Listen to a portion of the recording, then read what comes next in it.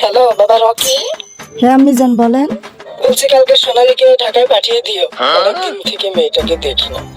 আচ্ছা ঠিক আছে আমি জান, আমি ওকে পাঠিয়ে দিব। আচ্ছা বাবা তাহলে রাখছি। সোনালি সুটকেসে কাপড় চোপড় গুছিয়ে নাও। কেন?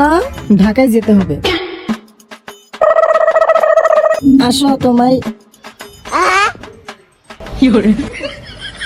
এই শোনো, তোমাকে অনেক মিস করব। আমিও তোমায় অনেক মিস করব বেবি। আসো তাড়াতাড়ি।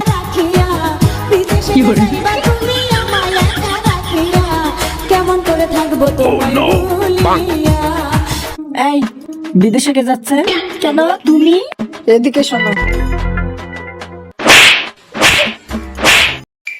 ঢাকায় আমি যাচ্ছি না, তুমি যাচ্ছ। আগে বলবা না। যত সব